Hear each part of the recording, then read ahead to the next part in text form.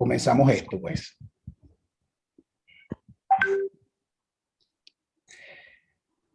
Como todo comienzo, vamos a presentarles sobre lo que vamos a tratar en términos de la estructura. La primera parte vamos a hablar de unas premisas que están asociadas a esta reconstrucción. Luego, hacer unas consideraciones sobre el metro que se pensó, se diseñó y se construyó. Luego el metro que tuvimos y el que algunos conocimos, para pasar al metro que tenemos.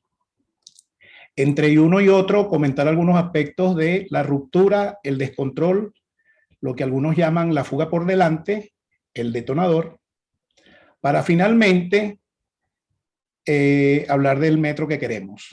Un programa, una estrategia y qué hacer para obtener el metro que queremos. Y finalmente, como todo, se acaba esto y plantearemos el cierre. Entonces, en términos de las premisas, lo primero que queremos hacer la connotación es que hay que hacer la diferenciación entre sujeto y objeto. Hay que hacer la diferenciación entre empresa y sistema. Son dos cosas diferentes. Lo importante es poder conocer y diferenciar efectivamente estas diferencias. Porque como cuando se plantea una reconstrucción como es en este caso, es que se tiene que reconstruir el sistema. Además de que hay que operar y mantenerlo. Significa entonces que hay una operadora cuya misión debería ser transportar usuarios con unos determinados atributos de calidad. El asunto está en que se pueden tener las dos cosas, se puede tener la empresa y se puede tener el sistema puede ser muy bueno, la empresa puede ser tan bueno como el sistema o viceversa. Entonces, al final de cuentas, hay que saber de qué es lo que se trata, porque en términos de la reconstrucción, parte del desarrollo acá es que pareciera que hay que reconstruir ambas cosas o ambos elementos. Ahora bien, importante también como segunda premisa es, a los efectos de marcar continuidad e incluso ruptura a la vez, indicar que en muchas actividades de este tipo se habla mucho de que el metro que está ahorita no sirve y que queremos el metro del 83, el que se inauguró así hace muchísimo tiempo. Y resulta que el planteamiento que hace RDM es reconstruir un metro, pero no reconstruir el metro del año 1983. O sea, no estamos hablando de reconstruir lo que fue hace 40 años. Lo que se habla es de mirar a 1983 y establecer o replantear lo que sería aquel metro del 83 en el entorno de la actualidad de hoy. Se imaginan se imaginan en el 1983 con disfrutando o aprovechando las bondades del metaverso, de la Big Data, del Internet, de las páginas web o del Twitter. Esas cosas que no se disponían en ese momento. La idea no es ir a 1983 donde ni siquiera teníamos celulares ni fibra óptica. O sea, hay 40 años de diferencia. Entonces, lo importante es que lo que se plantea es el metro del siglo XXI, es no ir atrás. Recuerden aquello de que para atrás ni como el cangrejo. Entonces, el asunto entonces es que quizás con algunos elementos de allá, algunos elementos clave, pero es el metro de ahorita. No queremos el de 1983, queremos uno mejor, evidentemente, y el 83 es la referencia. La tercera es que, de acuerdo al planteamiento que hace RDM, no hay mejora posible. ¿Y por qué? Porque la reconstrucción no plantea soluciones en el corto plazo, porque sencillamente no hay soluciones en el corto plazo, es un proceso. El reconstruir esta situación, así como otras empresas u organizaciones de servicio público, no hay soluciones instantáneas, o sea, no hay un fast track, no hay un metro continental, no hay un Conflex, es un proceso y es lo que hay que tener en cuenta. muchas personas, muchas organizaciones, muchos periodistas, cuando lo increpan a uno sobre qué es lo que pasa ahora, no, en 100 días hacemos algo, no, en 100 días no vamos a hacer nada, es imposible, no hay forma. El reparar una escalera cuando tiene 150 dañadas, bueno, es mejor reparar una que no reparar nada, evidentemente, y eso es una mejora, pero es una mejora que no aporta.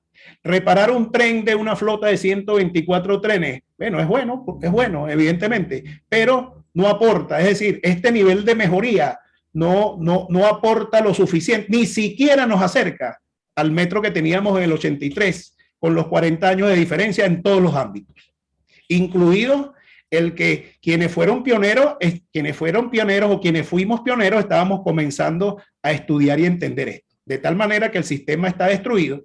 Y lo peor es que la empresa que está encargada de planificarlo, gerenciarlo, dirigirlo, administrarlo, operarlo, mantenerlo, repararlo, modernizarlo e inclusive reconstruirlo, también está destruida.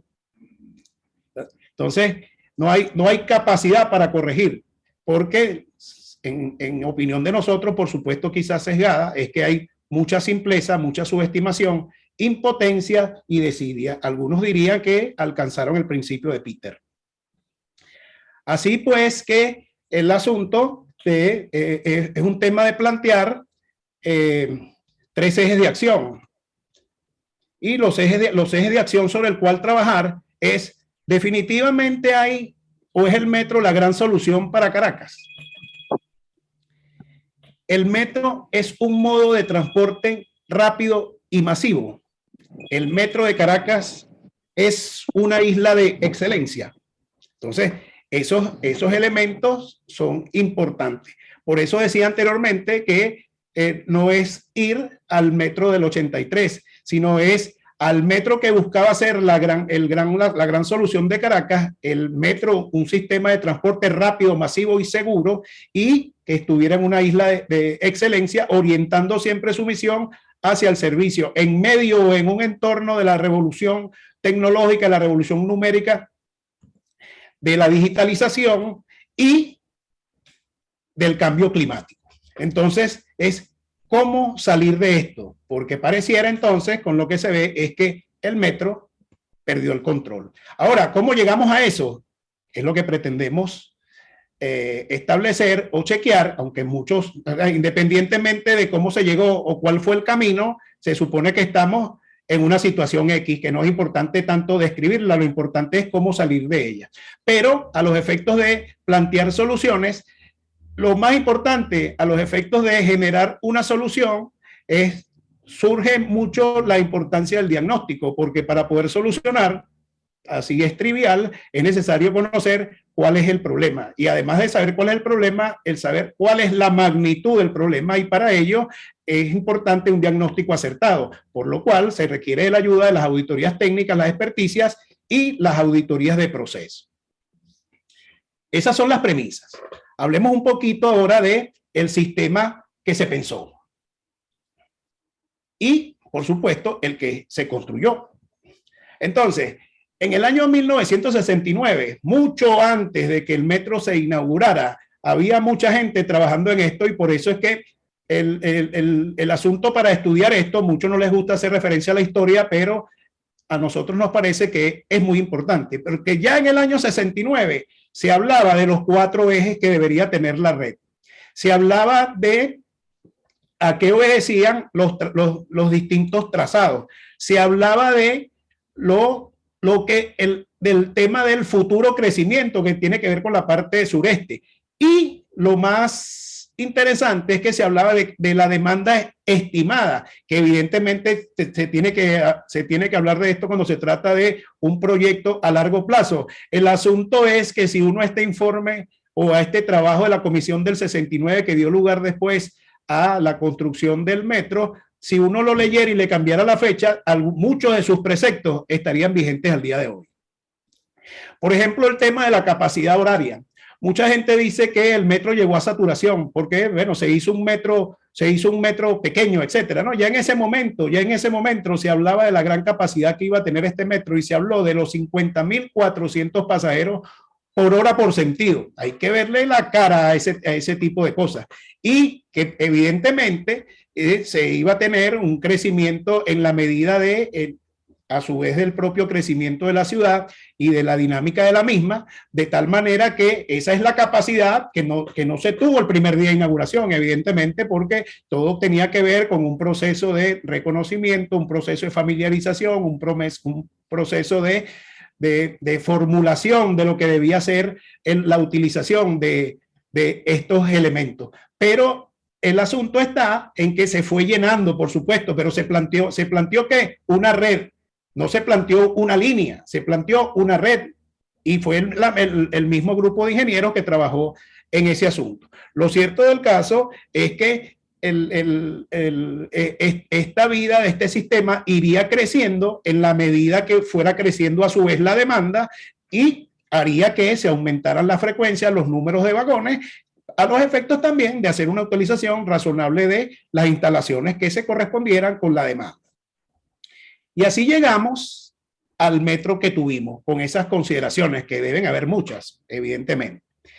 Este metro que tuvimos, no lo conocimos todos, evidentemente, porque el metro que tuvimos, si a partir del 69, todo va a depender de donde se fije el punto de inicio, donde se pone el punto de inicio. Lo cierto del caso es que para muchos el metro que conocimos es el de la cultura metro, el que formaba al usuario, el metro que transformó al ciudadano y generó un comportamiento distinto en el subterráneo, independientemente de que cuando este ciudadano saliera a la superficie, volviera a la conducta de entrada. Y una cuestión importante, el tema de la norma, porque a los efectos de cumplimiento de la norma, evidentemente no es que hace falta solamente el planteamiento de ella, sino que existe la norma, existe quienes deben someterse a la norma y existe quienes son los vigilantes de que eso se cumpla. Como ustedes verán ahí, esas 18 normas del usuario se mantienen vigentes, eso no ha cambiado.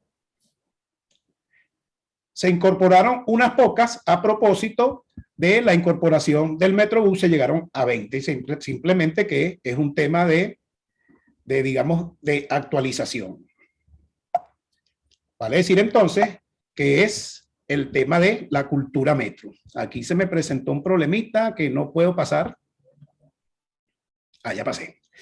Ahora bien, el metro que tuvimos, el de la calidad de servicio, orientado al cliente.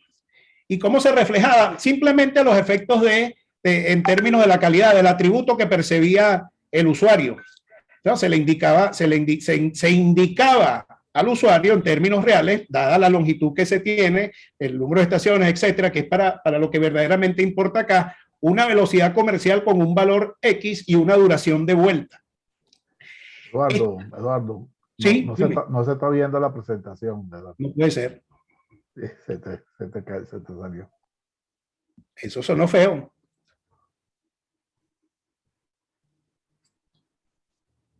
Eso es que perdí el audio, dices. No, el audio está perfecto, te estás viendo tú solo, pero no estás compartiendo pantalla. Ok. Es que se fue el compartir. Permítame un momentico. ¿Esto qué es?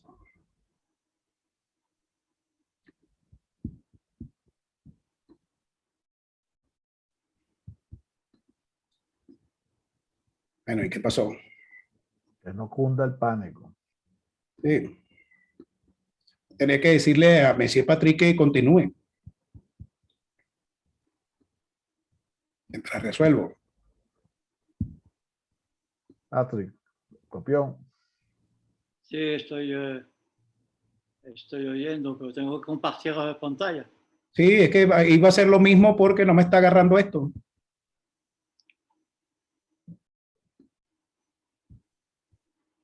Ah, ya, listo.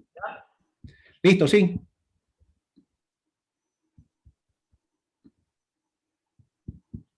Listo, disculpen, no sé qué pasó. Entonces estaba por acá.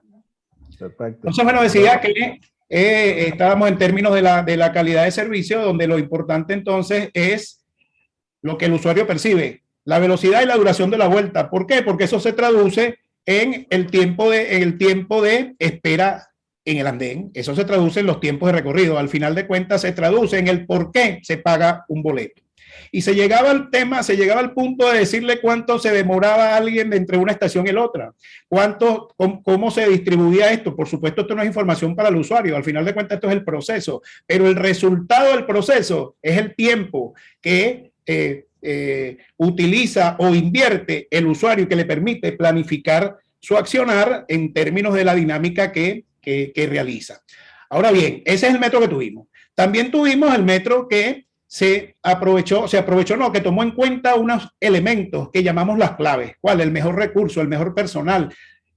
No escatimar en términos de capacitación e información, la clave como planificación, tomar en cuenta a los ciudadanos y su participación, el de la transferencia de tecnología, la ingeniería, las alianzas, las colaboraciones, contar con elementos de inspección y las asesorías. Aquí decimos, esto es una de las cosas que uno puede voltear para ver algunos elementos que ayudaron a tener el mejor metro del mundo y que pudieran estar las claves de la reconstrucción.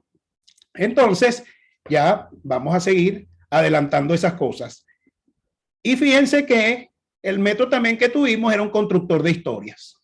Todo lo registraba. Por ejemplo, en digamos, el texto, el libro o el documento que se ve a la izquierda, creo en sus pantallas, en todo caso el de la portada negra, ahí está la historia operativa de 20 años. Eso era un documento y eso sale de lo que se denominaban los informes operativos anuales. Era un estadístico de todo cuanto ocurre allí. Y no solamente eso, porque en términos de calidad y de satisfacción al usuario, no es el prestador el que define cuándo tiene éxito. Se supone que el prestador de servicio necesita que el sujeto del servicio, quien recibe y quien lo percibe, sea quien le diga cómo lo percibió, no el que lo está prestando. Entonces, por eso es que el constructor de historia, desde que se inició esto, hacía la consulta siempre al usuario. Entonces, hasta aquí o mejor dicho, como ya he hablado bastante, voy a ceder la palabra a Patrick, que va a continuar al respecto, y he dejado de compartir. Por favor, Patrick, ya puedes compartir tu pantalla para que continúes. Y bienvenido, Patrick. Gracias. Buenos días.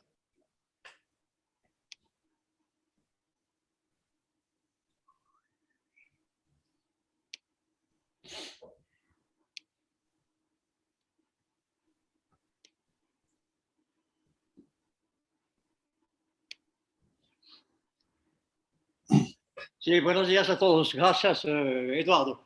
Sí, para seguir,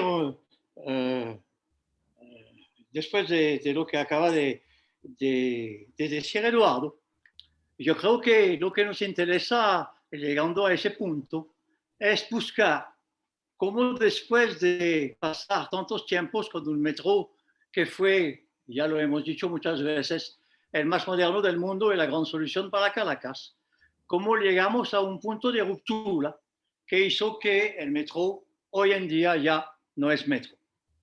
Entonces la idea es de retroceder un poquitico en el tiempo y ver qué pasó a partir del año 1983 y con el crecimiento de la línea 1.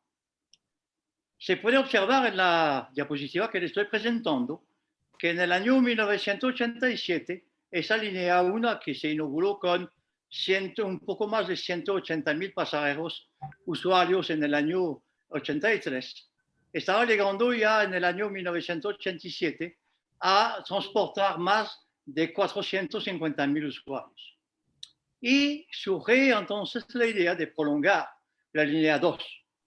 Y en 1988 se prolonga la línea 1, perdón, hasta desde Chacaito hasta Dos Caminos.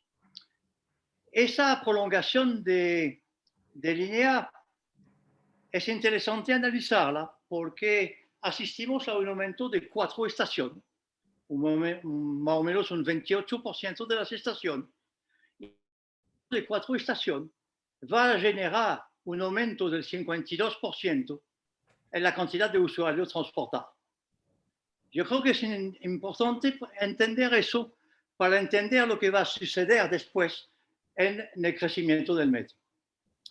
Y además de aumentar la cantidad de usuarios, esa línea 1 va a comenzar a funcionar en los dos sentidos. Inicialmente, la línea 1 trabajaba desde Propatria a Chacaito hacia los dos caminos. Ya la línea comenzó a funcionar en los dos sentidos. Y después del aumento del año 1988, repito, yo aumento, la línea 1 aumenta en 4 estaciones y el aumento de usuario es del 52%. En 1989 ocurre igualmente una segunda prolongación hasta Palo Verde. Ese aumento de 4 estaciones más, que representa un 22%, genera un aumento de usuario del 22%.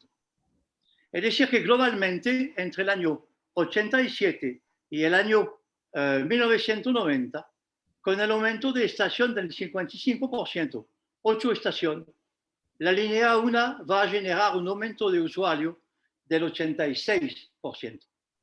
Esto que uno podría llamar la rentabilización del sistema, la rentabilización en términos sociales. Y yo creo que uno de los secretos de Metro es justamente aumentar su rentabilización. Y vamos a ver que es justamente lo que no logra el Metro a partir de los años 1988.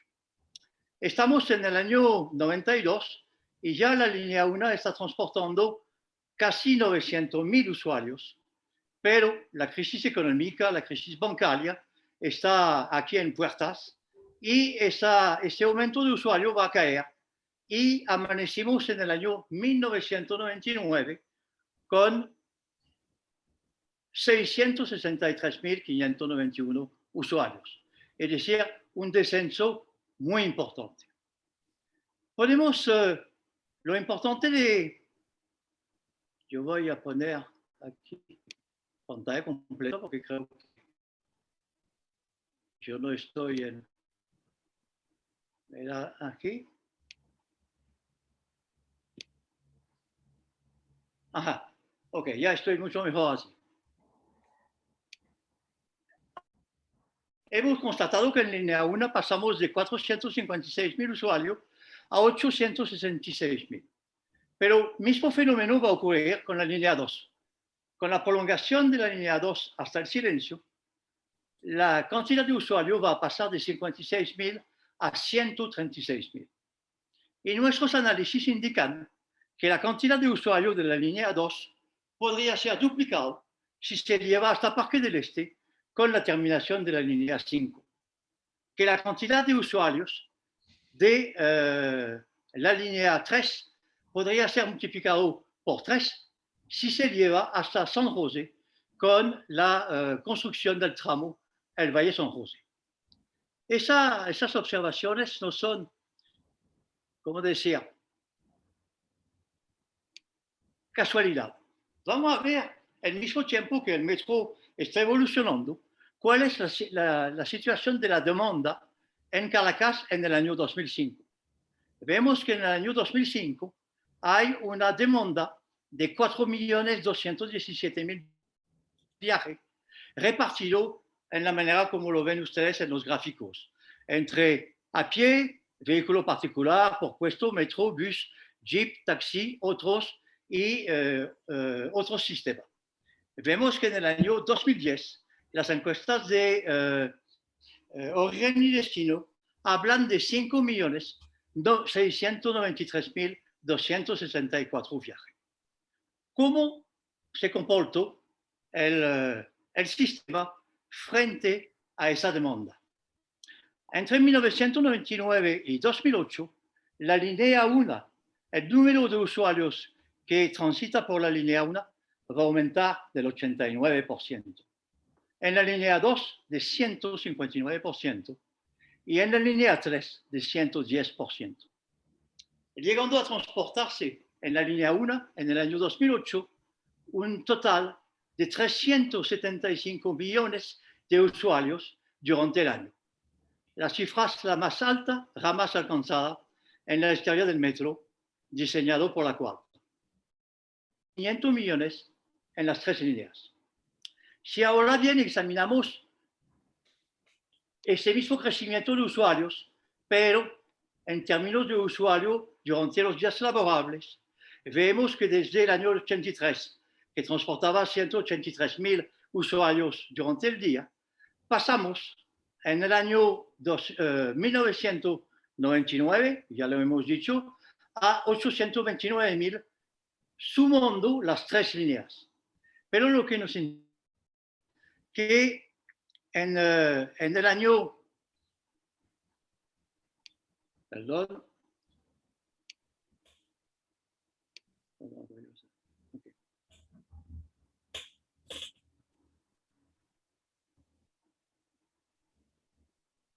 en el año 2008, la línea 1 está transportando 1.334.606 usuarios y más de 300.000 en las demás líneas, para un total de 1.650.000. Es de notar que en el año regresamos más o menos a la cifra que había alcanzado el metro en el año 92. Seguimos tratando de explicar que al mismo tiempo que había un aumento cuantitativo y muy importante de usuarios en el metro y particularmente en la línea 1, los viajes se repartían de la manera siguiente. Entre las 6 y las 7 de la mañana se efectuaban 16% de los viajes, entre las 7 y las 9, 17%, entre las 12 y las 2 de la tarde, 17%, entre las 5 y las 7 de la tarde, 13%. ¿Qué quiere decir eso? Quiere decir que el 63% de los viajes de los caraqueños se efectuaban durante las 7 horas pico del día, mientras que se transportaba 37% de usuarios en las 10 horas y media restantes. Eso, ¿cuál era la idea? La idea es que, además de constatar un crecimiento cuantitativo que podemos apreciar en ese gráfico de la línea 1, donde vemos el impacto en el año 2002, donde la tasa interanual de crecimiento baja a menos de 1%, y el impacto del congelamiento de la tarifa metro, que produce un aumento de la tasa interanual a más de 15%. Lo vemos aquí en el gráfico. Vamos a ver que la evolución de la cantidad de usuarios a lo largo entre 1999 y 2008 está preparando poco a poco el colapso de la línea 1. Ese colapso lo vamos a constatar claramente en el año 2009 y 2010, donde las tasas interanuales de crecimiento se van a volver negativas. De igual manera, vamos a constatar la misma cosa en la línea 2, donde hay una tasa interanual de crecimiento promedio de más de 11%, un bajón con el paro petrolero, un aumento fuerte con la congelación de la tarifa y la baja en el 2009 y 2010 de la cantidad de usuarios. Hay una excepción. La excepción es la línea 3. ¿Y qué pasa con la línea 3? La misma cosa en términos de aumento de usuario, el paro petrolero, el congelamiento de la tarifa, pero hay en el 2010 una tasa de crecimiento de la línea 3 que alcanza más de 18%. Era interesante entender por qué había pasado eso. Y yo quiero hacer un poquitico de historia, si usted se acuerda. En el 2006 está llegando o va a llegar la línea de ferrocarril del Fimedio hacia Caracas y va a llegar hasta la Rinconada. El metro en ese momento se da cuenta de que no hay conexión entre esa llegada del ferrocarril y la red de metro. Y entonces, de manera apresurada, va a comenzar a construir el tramo El Valle La Rinconada de la línea 3. Pero los tiempos son cortos. Y finalmente se va a lograr construir la línea 3 entre El Valle y La Rinconada, pero con una sola vía férrea y sin construir las estaciones. Y por supuesto, asegurando la conexión con el ferrocarril Caracas-Tuy. Es en el año 2010 que finalmente el metro va a inaugurar las 3 estaciones faltantes entre El Valle y La Rinconada. estamos hablando de mercado, coche y los jardines. Y eso explica que hubo un aumento considerable de la tasa de crecimiento de usuarios en la línea 3. Pero eso llama la atención, porque se ha querido explicar que el colapso del metro se debe a, uno, la llegada del ferrocarril Caracas-Chuy, dos, la construcción de la línea de metro Los Teques. Usted constatará en esos gráficos que la llegada de esas dos líneas, una a la Rinconada, otra a las adjuntas, no ha producido ningún impacto sobre la tasa de crecimiento ni de la línea 3. Al contrario, la construcción de las 3 estaciones de metro entre la Rinconada y el Valle produjeron un impacto muy importante en el crecimiento de usuarios. Eso es interesante de entender eso, porque aquí está la explicación de todo lo que que va a pasar después en el metro, y por supuesto que nunca ha sido capaz de responder a la demanda real de los usuarios.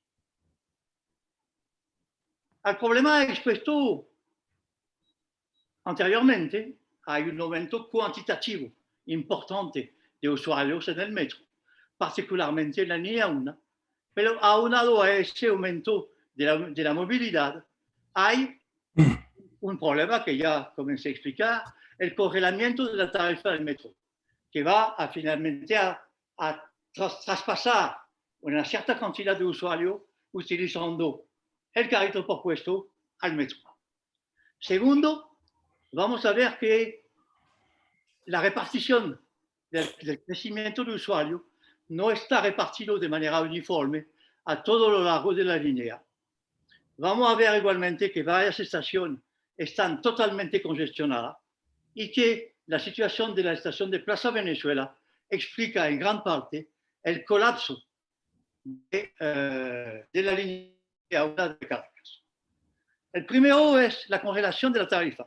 En esa gráfica podemos observar aquí entre la línea roja y la línea verde, que es cuando la tarifa de carrito por puesto supera la tarifa del metro. Mejor dicho, la tarifa metro se queda congelada, muy estable, mientras la tarifa de los carritos por puesto sigue aumentando. Eso es un paso interesante porque en lugar de ser la tarifa utilizada como un instrumento de integración, se utiliza como un instrumento de regulación. Y por supuesto, la presencia de usuarios del carrito por puesto al metro se hace sentir y se puede constatar en el cambio dependiente, en el crecimiento de los usuarios en el sistema metro de Caracas. Por supuesto, un crecimiento brusco, brutal, al cual la operadora no está preparada. Es una de las razones que explica, además de la cantidad, del crecimiento de la cantidad de usuarios, el inicio del colapso de la línea 1. El segundo problema del colapso es que la repartición del crecimiento de usuarios, vamos a ver muy rápidamente que el 45% de los usuarios se reparte en 7 estaciones entre Capitolio y Chacaito. Y que globalmente el 64% de los usuarios se traslada se transfiere en 45% de las estaciones. Ya estamos comenzando a ver, además de una visión cuantitativa, una visión cualitativa del comportamiento de los usuarios en el metro de Caracas. La tercera cosa es, yo quiero regresar aquí, es que la distancia promedia recorrida por los usuarios aumentaban regularmente. Y en línea 1, en el año 2004, el viaje promedio era de 7.2 kilómetros contra 4.8 kilómetros en los años 90. ¿Cómo se interpreta eso? Se interpreta que hay más usuarios al mismo tiempo en el sistema. Y entonces regreso de nuevo a ese quinto elemento,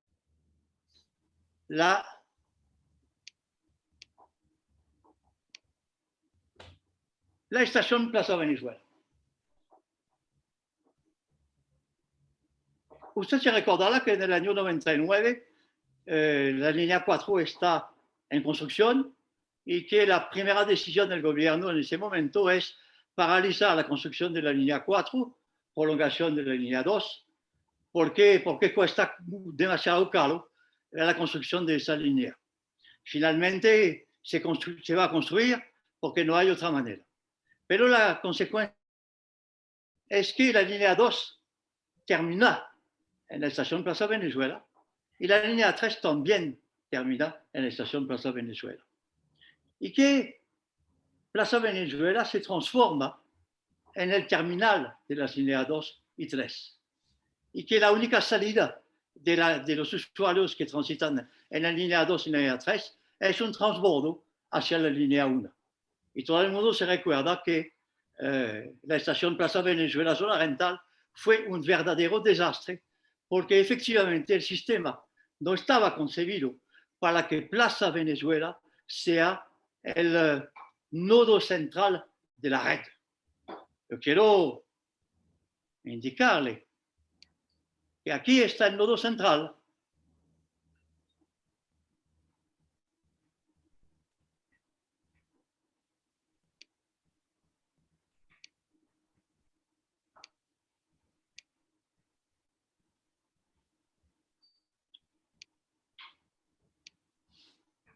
Aquí tenemos el nodo central y que la red, tal como está concebida, está funcionando sobre 5 nodos centrales.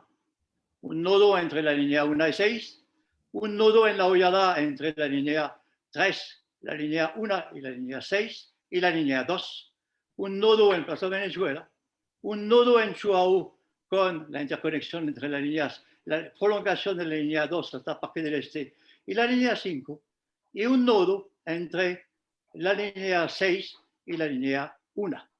Es decir, la red está concebida como una red. Aquí lo que tenemos es una línea, un eje, sobre el cual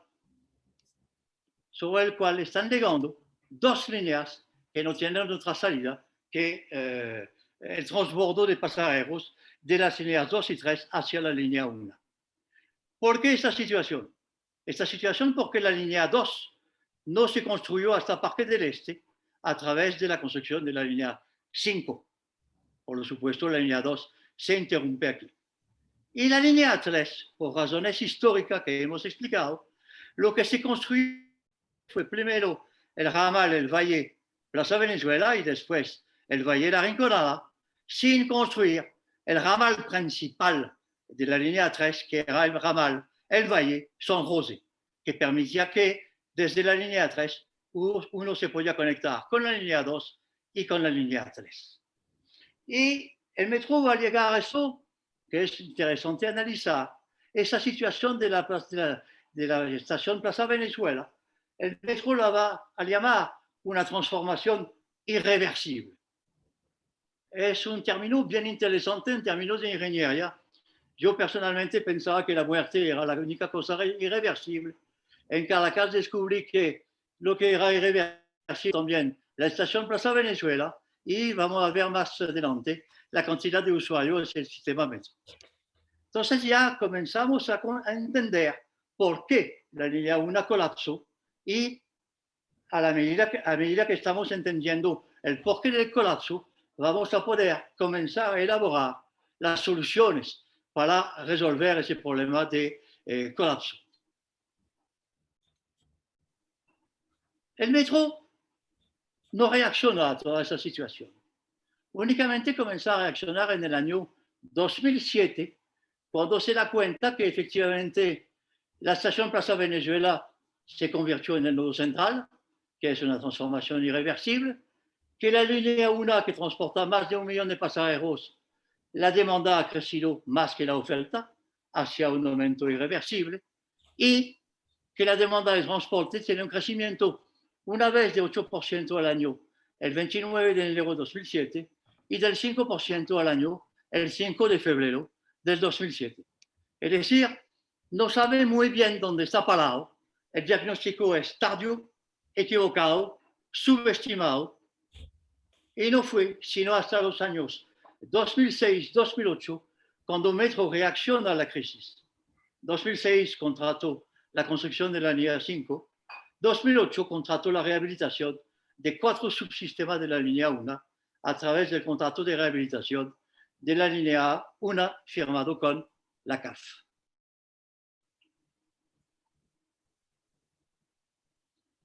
Hasta aquí, por mi parte, he tratado de explicarle el porqué del colapso de la línea 1 y le cedo la palabra a Eduardo para que, además del aumento cuantitativo de usuarios y de los aspectos cualitativos de ese colapso, nos explica también las razones por las cuales la línea 1 va a terminar de colapsar. Eduardo, todo tuyo. Sí, por favor, deja de compartir. Ya.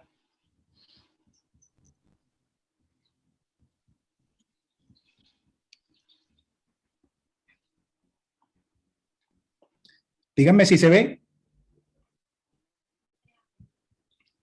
Por favor, ¿están viendo mi pantalla? Sí, Eduardo, sí. Ok. Ponla en modo presentación. Sí, sí. Bien, entonces le presentamos las 3 caras de lo que llamamos el desastre, lo espacial y lo temporal. Desde el 2004, como se decía, hay un aumento de demanda que no estaba siendo percibido por el operador y se entendió tarde, como decía Patrick. La calidad de servicio en caída libre, como se decía, con más de 30% de los trenes inmovilizados o aislados y con una calidad de servicio inferior al 90%. Esto también es importante a los efectos de la interpretación de los números, habida cuenta que el modelo por el cual el metro medía la calidad de servicio no es un modelo lineal en el cual uno podría decir, bueno, ¿y de qué me quejo si lo que me falta son 10% y estoy a nivel de 90%? Se supone, lo primero que debemos hacer es que la calidad de servicio responde a una función exponencial, de tal manera que subir un punto porcentual es milagroso, denota y requiere trabajo, cosas que digamos que la interpretación que tenemos en estos días es que, bueno, prácticamente cuando decía hace rato que reparé una escalera mecánica sin importar que tengo 150 malas, es que, bueno, es sumamente importante en el tema representativo. Entonces, es sumamente complicado ese tipo de situaciones en términos de interpretación y cómo se llevan las cosas. Adicionalmente a la caída libre de la calidad de servicio por temas de insuficiencia de atención y digamos, acciones equívocas por parte de quien lo gerencia, se da el caso entonces que se paralizan las obras. Y la obra que estaba más cercana y que tendía más a descongestionar la línea 1, sobre todo en el efecto del caso de las horas pico, como mencionaba Patrick, se paralizan. Entonces tenemos un elemento complicado en la línea existente y se paraliza lo que se supone venía a ayudar a descongestionar la línea 1. Eso significa es que tuvimos el metro que nos hablaba, pero el metro que no escuchamos, Fíjense, por ejemplo, que cualquier indicador que se pudiera tomar, dependiendo evidentemente de la incidencia, prácticamente todas las tendencias eran a disminuir su efectividad, eficacia o eficiencia. Entonces, el asunto es que si ustedes notan allí, por ejemplo, desde el 2013, el índice global percibido por el usuario en términos de calidad es una tendencia a la baja. Y estamos hablando del 2013, ya en el 2013 teníamos una flota nueva en la línea 1. Pero eso no solamente en el tren, sino cualquiera de los procesos asociados al tren, cualquier aspecto que se pudiera tocar o cualquier variable como el tiempo de espera, la rapidez de la llegada, la comodidad para entrar o salir, la comodidad de viaje, etcétera, se tendía a la baja. Y eran las alertas que nos estaban dando y que no nos dábamos cuenta en las estaciones, igual, rapidez para la compra de boletos, funcionamiento de torniquetes, la señalización, el funcionamiento de las escaleras mecánicas, ni para qué decirlo. Entonces, al final, todos estos indicadores que paulatina y progresivamente nos estaban poniendo hacia dónde, en una dirección al colapso. ¿Por qué? Bueno, porque baja la calidad de servicio, baja la disponibilidad de trenes, suben las fallas, aumenta la indisponibilidad, aumentan los problemas. Entonces, es sumamente complicado y no estábamos visualizando, o al menos no se estaba actuando en ese sentido, por lo cual ocurre lo que llamamos una ruptura, el descontrol. ¿Y qué es lo que detona? Ese que detona ya se había adelantado anteriormente cuando es que se tiene un problema con las líneas existentes y se paraliza la construcción de las nuevas líneas. Yo hablé antes de la construcción de la línea 5, pero es que están paralizadas todas las obras, a pesar de algunos intentos digamos, de reactivación, que pudiera comentar algo de eso más adelante. Lo cierto es que entonces parte de la ruptura tiene que ver entonces con el inicio de lo que se llamó la rehabilitación de la línea 1.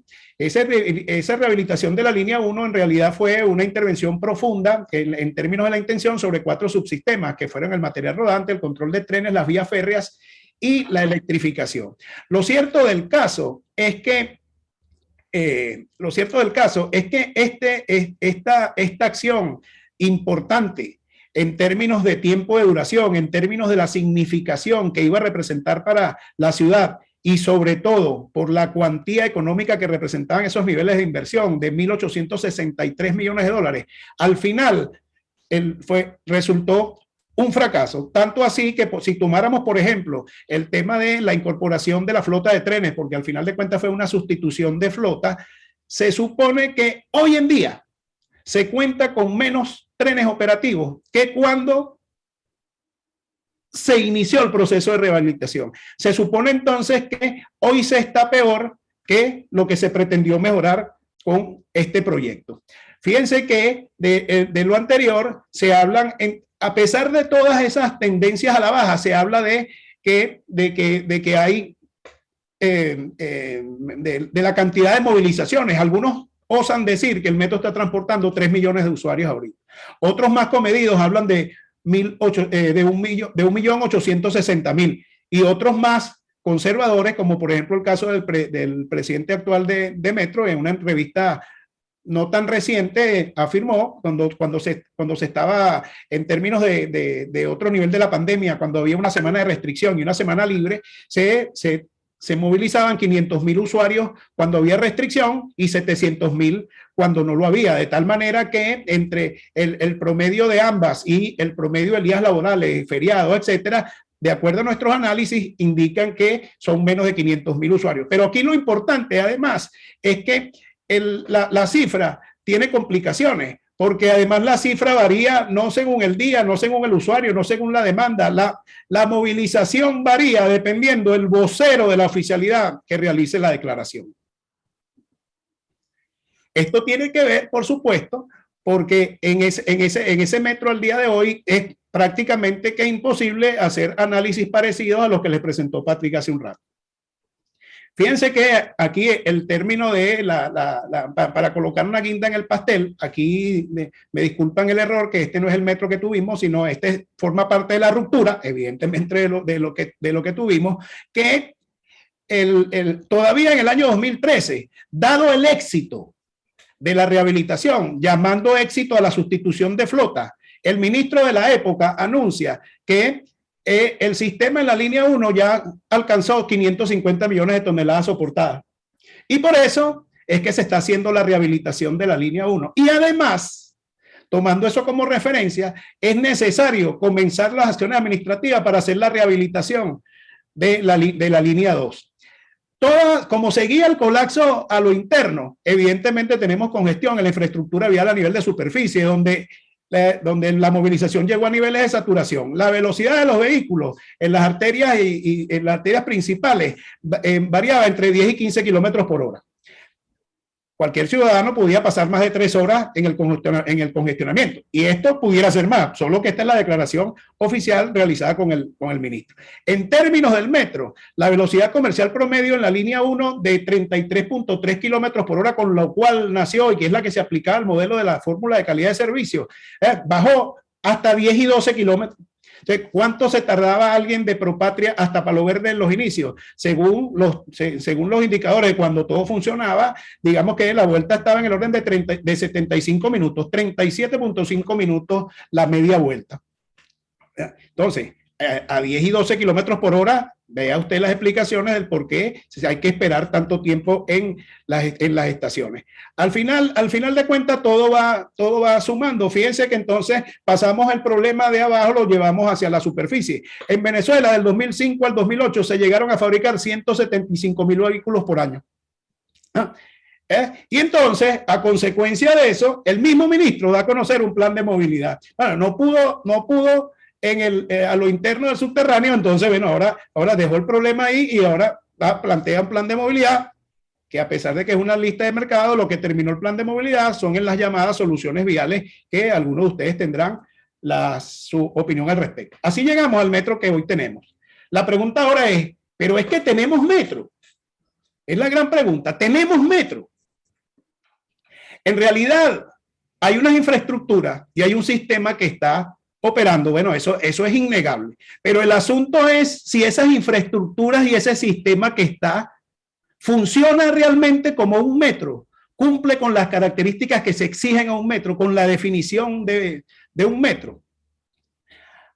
Entonces, si uno une esto con lo que hemos llamado los super outsiders, es que, como bien decía Patrick, una vez que hubo cambio político importante en el país, se llegó a decir que la paralización de la línea 4, incluso del Caracas-Cuba, no, hay que paralizar esas obras porque eso le cuesta mucha plata a las comunidades. Hay que buscar otros medios de transporte que satisfagan la demanda de movilidad. Y vaticinaron que estos proyectos era posible que se desenterraran. Y en efecto, se tardó mucho tiempo en esos análisis hasta decidir que efectivamente las obras iban, y de allí el retraso que planteó Patrick, tanto en el caso de la línea 3 como en la propia línea 4, e inclusive el del Caracas-Cuba, y puso a correr un gentío para que se pudiera hacer finalmente la conexión entre la Rinconada y el Valle.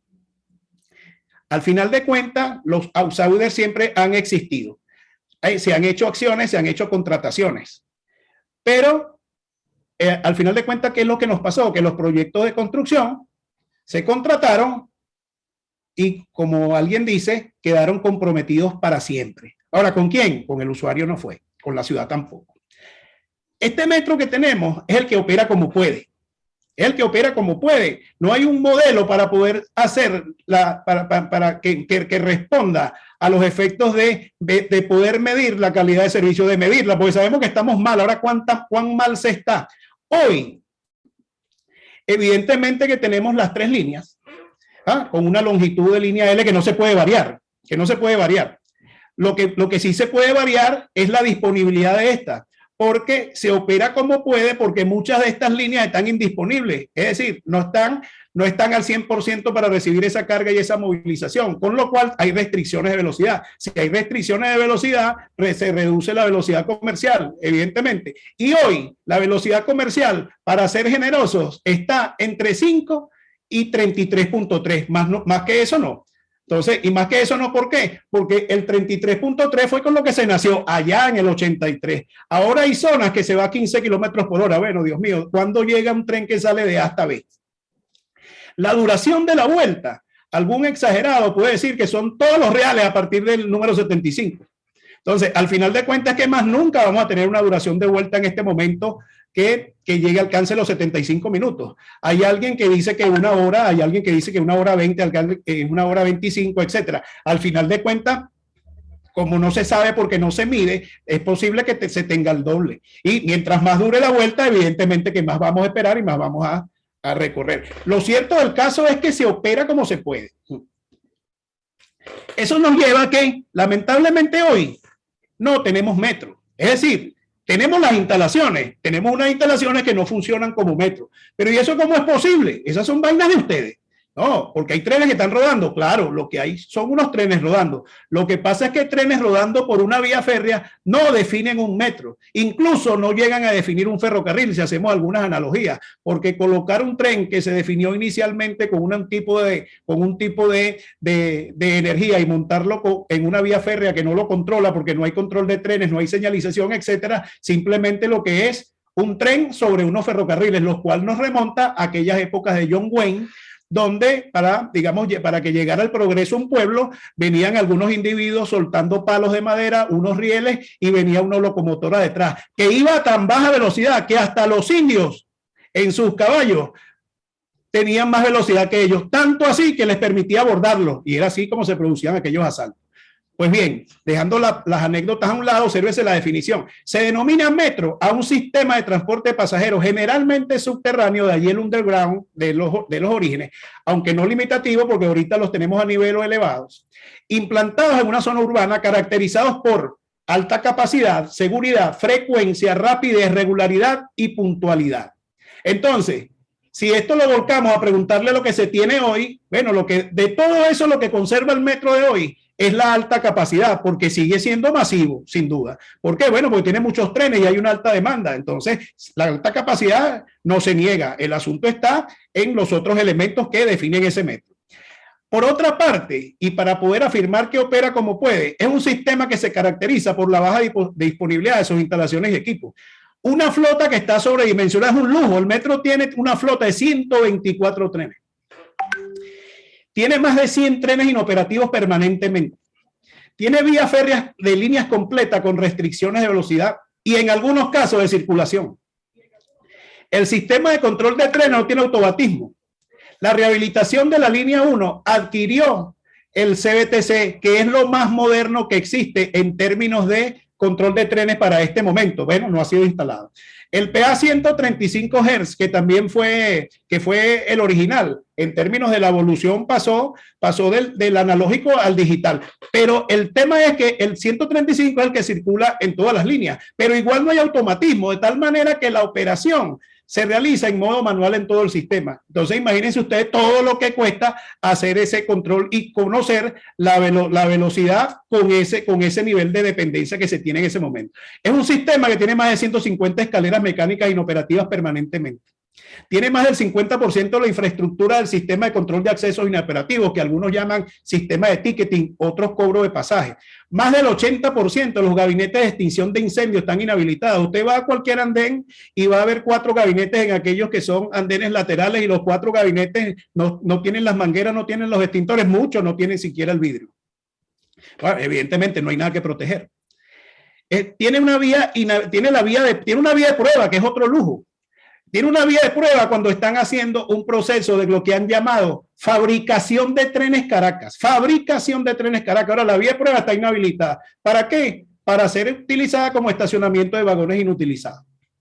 Es un sistema que tiene más de 12 años de atraso en la construcción de obras y extensión de nuevas líneas. Sigue operando como puede. Desconfiguró lo que se llama una vía única temporal como estrategia operativa. Ahora hay una vía única temporal cada rato. O sea, hay una vía única temporal que era una estrategia operativa y ahora es más regla que excepción. Inclusive en las declaraciones pareciera que se obtiene un logro cuando se anuncia se ha activado una vía única temporal, no se preocupen, cuando la realidad es que cuando sucede algo lo que pasa es que inmovilizas una vía y necesariamente tienes que usar una para que haga el trabajo de las dos.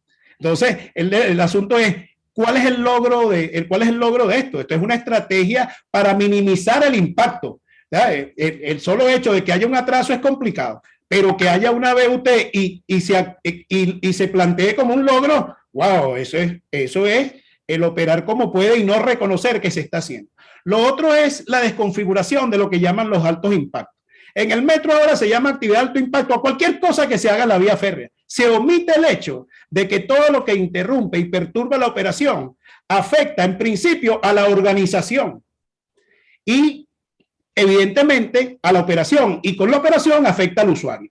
Hoy en día, la altísima indisponibilidad de la flota de trenes, las restricciones de velocidad por el daño a las vías férreas y la incidencia de no contar con los automatismos para el control de trenes generan ofertas incompletas perennes, minutos de atraso y en consecuencia tiempos de espera y recorrido como nunca visto. Eso lo que significa es que toda la operación que se lleva a cabo hoy en día es de alto impacto, solo que ya no impacta a la organización porque la organización se acostumbró a trabajar de esa manera y ahora el que sufre el alto impacto es solamente el usuario. ¿Y cómo lo sufre? Bueno, porque pasa 3 horas allá adentro o porque pasa 40 minutos en lo que antes hacía en 20. Entonces, ahí está, pero la organización no. La organización antes se afectaba con el tema del alto impacto. Entonces, ¿cómo se está operando ahorita en el marco de la crisis? Se está a un paso del colapso. El metro está colapsando porque no ha llegado al colapso. ¿Cuál es el colapso? Bueno, que tuvo que cerrar. Es incapaz de responder a la demanda, que ya tenía problemas del año 2004, ya habíamos dicho, es que no se percibió y que las respuestas llegaron un poco tarde. Y parte de esa respuesta, que es la rehabilitación de la línea 1, bueno, no resultó como se esperaba. El metro ahorita opera en condiciones de inseguridad. Esto es una exclamación fuerte. Fuerte, muy fuerte, que opera en condiciones de inseguridad, por supuesto. ¿Por qué? Porque allí lo que van son personas.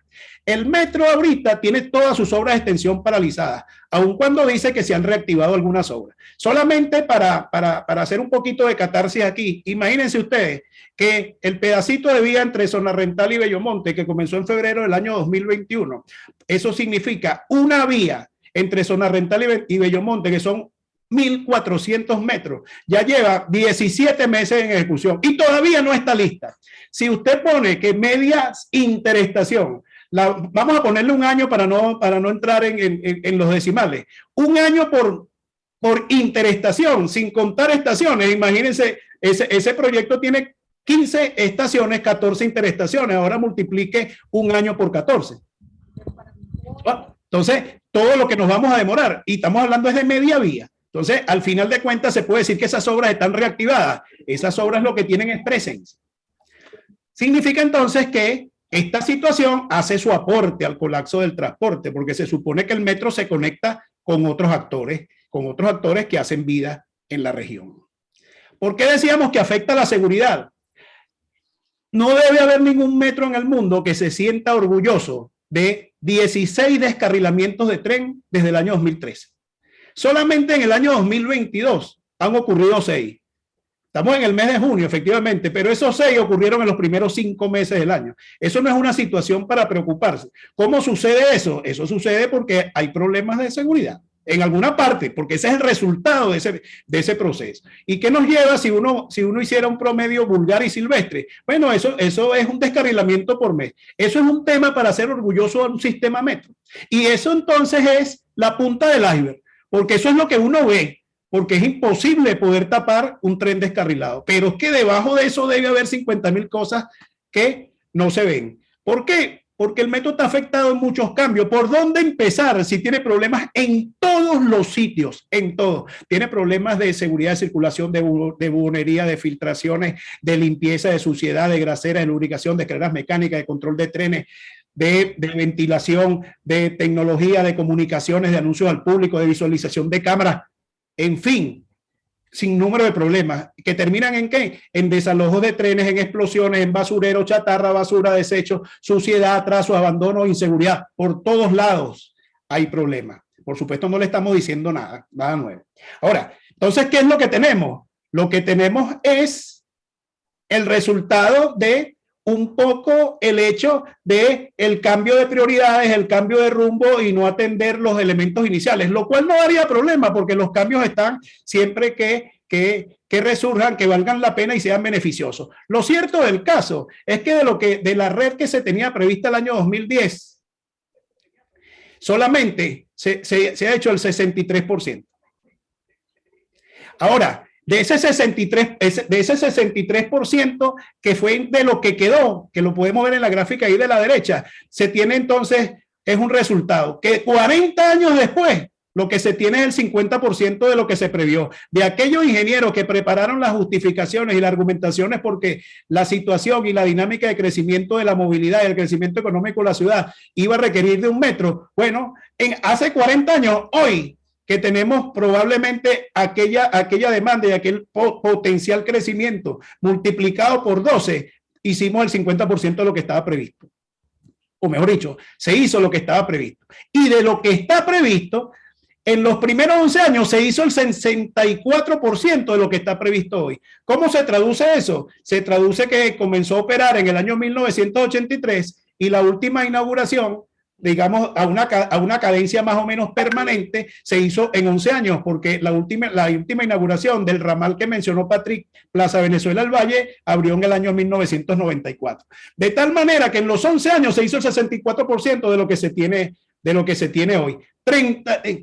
Y después, transcurridos 28 años, bueno, hicimos un pedacito 50%, porque finalmente se decidió cortar la cinta del pedacito de línea 4 que ya estaba iniciado, se hizo el pedacito hasta la Rinconada y allí nos quedamos.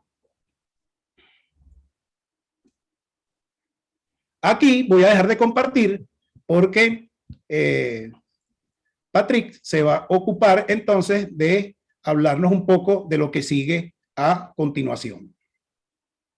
Y eso va a suceder cuando pueda dejar de compartir, que ahorita se me perdió aquí el rato. Ah, ya está listo. Patrick, todo tuyo.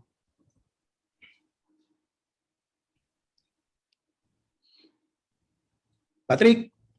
Sí, voy. Ok.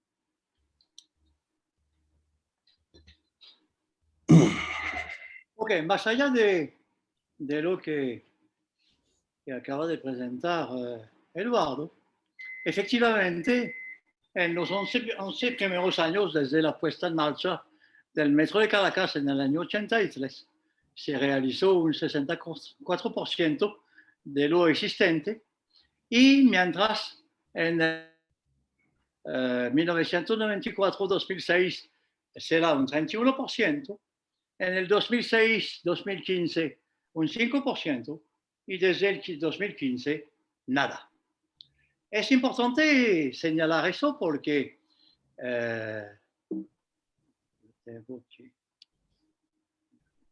siempre me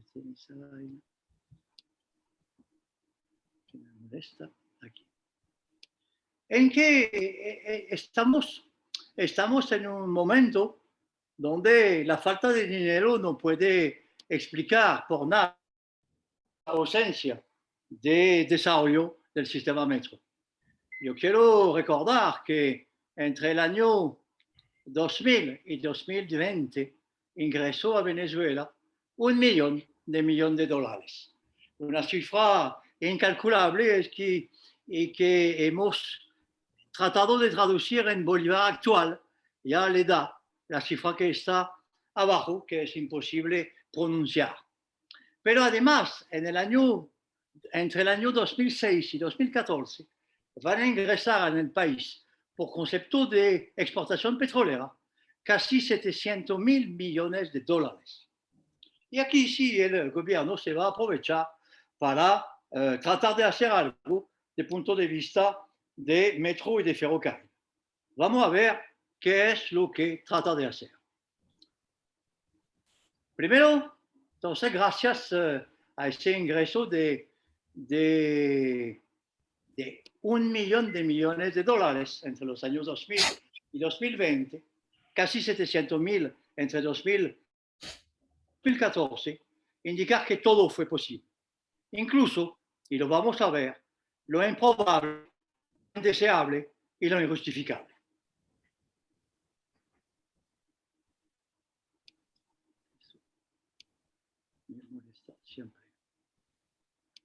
¿De qué se trata? Lo hemos visto cuando primero aparece el inicio del colapso de la línea 1 y la reacción tardía, pero reacción hubo con la rehabilitación, el contrato de rehabilitación de la línea 1 comienza a gestarse en el año 2007 y que se va a firmar finalmente en el año 2008, tal como he indicado aquí. Pero paralelamente a eso, porque finalmente también estaba previsto para resolver el colapso de la línea 1, la construcción de la línea 5 en la zona oriental y Parque del Este como parte de la solución para solucionar el colapso de la línea 1. Paralelamente a esas dos acciones, directamente sobre el sistema metro de Caracas, se realizan varios contratos. En el 2006, contrato entre 2006 y 2008, contrato del metro cable de Petare, de Mariche, de Antimano, del cable tren, pero también la construcción de la línea 2 de Los Teques, firmado en 2006, la construcción de la línea Caracas-Guarenas-Guachile en el 2006, e incluso una propuesta de construcción de la línea de tren de cercanía entre Caracas, La Guaira, Guachile, más un teleférico de 26 kilómetros para alimentar una ciudad, la ciudad cuyo nombre no recuerdo, pero que está a lo largo de la autopista hacia La Guaira. Ciudad Caribia. Muchas gracias. Y entonces, un teleférico de 23 kilómetros solamente para la ciudad caribia. Entonces, lo que es interesante aquí es ver cómo se privilegia lo externo a Caracas y cómo en Caracas Intramuros nos dedicamos solamente a la rehabilitación de la línea 1 y a la construcción de la línea 5. Y aquí quiero hacer una paréntesis porque finalmente la construcción de esa línea 5, ¿por qué se decide la construcción de la línea 5? Porque como están construyendo Caracas, Guarenas, Guachile, que va a llegar a la Urbina, igual a lo que pasó con el Caracas Fiumedio, llega el tren de cercanía desde Guarenas, Guachile, no hay conexión con la red de metro. Y entonces se activan para efectivamente hacer la conexión entre el Caracas, Guarenas, Guachile y la red del metro de Caracas. Es decir que sospecho que la idea de construir la línea 5 no obedecía tanto para resolver los problemas de transporte de los caraqueños, pero más bien a la necesidad de conectar la línea de Caracas, Guarenas, Guachile con la red de metro. Y entonces, bueno, resultado de lo que se ha llamado la borrachera petrolera. Hay tanto dinero que ya está ya todo y se hace proyecto de ferrocarril por todas partes. La línea 5, 7,5 kilómetros entre Zona Rental y Parque Miranda, 7 otros 1,5 kilómetros entre Miranda 2 y los patios y talleres, con el sistema integral. El Caracas, Guarenas, Guachile, 32 kilómetros hasta la Urbina y más 7,5 kilómetros hasta Miranda. La línea 2 de Los Teques está planteada igualmente entre Ali Primera y San Antonio, con 12 kilómetros de línea. Igualmente la línea 3 a nivel de proyecto entre San Antonio y La Rinconada. De la misma manera está planteada Caracas, La Guaira, Guachile, con un primer tramo de 41 kilómetros, un segundo tramo de 43 kilómetros y 23 kilómetros de teleférico. Y por fin, los cables tren, Metrocable Marichel Dolorita, Metrocable Petalesú Antimano y la línea 1, la rehabilitación de la línea 1 con la CAF, de 22 kilómetros. Yo creo que es importante ver la magnitud. Estamos hablando aquí de 170 kilómetros de línea de metro o de ferrocarril. 170 kilómetros de línea de ferrocarril de metro que piensan construir. Finalmente, esa magnitud que está más dirigida hacia la periferia que hacia Caracas, Intramuros, el monto inicial de los contratos es de $18,666,85,53. El monto final conocido es de más de 46,000 millones de dólares. Los pagos efectuados son de más de 21,000 millones de dólares y no contempla nada adentro de Caracas. Todo lo proyectado, todo lo planteado es para responder a la problemática de la periferia de Caracas.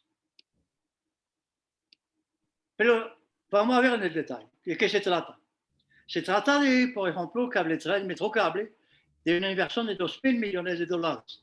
Usted ve aquí el avance de esas obras. Para la línea Guarenas-Guatire, de un gasto ya de más de 8.000 millones de dólares para un avance de 27%. De casi 4.000 millones para un avance de 62% para el primer tramo, 6% el segundo tramo y 3% para el sistema integral. De 51% el avance para los Teques 2, con un gasto ya consumido de más de 6.600 millones de dólares. Y por fin, la rehabilitación de la línea 1, con un gasto estimado en más de 1.100 millones de dólares, con un 75% de avance. El resultado que tenemos es eso. Guarenas-Guatire, Metro Cable, línea 5, cable tren, Metro Los Teques, Caracas, La Guaira, línea 1 de Caracas. Y se puede expresar de la siguiente manera. Obras terminadas, 0. Pagos efectuados, 21.000 millones de dólares. Yo creo que eso llama la atención porque la explicación del estado del metro o del estado del sistema de transporte a nivel metropolitano o a nivel regional no obedeció a la falta de recursos financieros, obedeció a otras cosas que vamos a tratar de analizar. Y además, esta situación se ubica en un contexto que no es diferente, un contexto nacional que no es diferente de lo que está pasando en el metro. En el transporte a nivel nacional, usted ve las cifras comunicadas por el ingeniero Páez Pumar de la Academia Nacional de la Ingeniería y el Hábitat. El monto acumulado de obras inconclusas es de más de casi 60.000 millones de dólares y pendiente por ejecutar más de 33.000 millones de dólares, un 59%. Es decir, que el análisis de lo que está pasando en el metro tiene que ir también más allá del metro. No es solamente el metro que está en la situación donde está, y entonces hay factores externos al metro que explican, además de la situación interna, la situación de desarrollo del metro de Caracas. La situación es la siguiente. Todos esos contratos que no se han podido terminar, poca información tenemos respecto a esos contratos. Son una especie de caja negra donde están enceladas una cantidad de preguntas, una cantidad de secretos y de preguntas a los cuales tenemos que dar respuesta para efectivamente comenzar a solucionar el problema del metro de Caracas y desarrollar de nuevo un sistema de transporte a nivel de la ciudad de Caracas. Hasta aquí llegó y le paso la palabra de nuevo a Eduardo para que nos siga explicando cuál es el metro que queremos con todo el pasivo que le acabo de enseñar. Eduardo, todo tuyo. ¿Descomparten? Ya. Ok.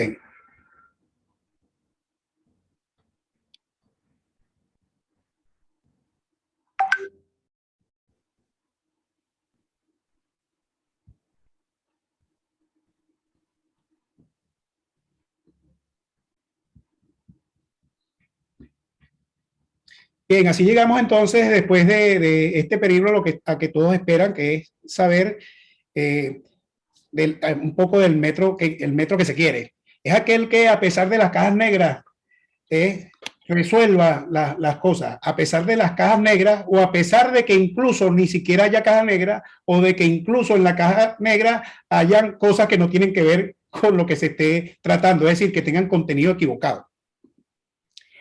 Es el metro que se quiere, es el metro que trasciende, porque fíjense ustedes que cuando se habla, por ejemplo, de la magnitud y se habla de Caracas-La Guaira, que no es una línea que regentaría el metro, o de Los Teques, que tiene una organización y una empresa aparte, es que justamente se tiene que trascender para tratarse como región y que forme parte del proceso de planificación, porque todo lo que llega allí lo afecta y además ese efecto a lo interno de lo que hemos denominado el intramuro afecta a todo lo que llegue. ¿A qué significa? Imagínense ustedes que hay una persona que viene que va a Guatire y parte de la estación Independencia en Los Teques. Pues él va a llegar a las adjuntas para hacer su primera conexión en las adjuntas con el metro de Caracas, y en la situación que está ahorita la línea 2, llegar desde las adjuntas hasta zona rental es extraordinariamente complicado, ¿cierto? Después de zona rental, si se logra construir la línea 5, entonces, primero que no está hecha, ¿verdad? Entonces tiene que tomar la línea 1.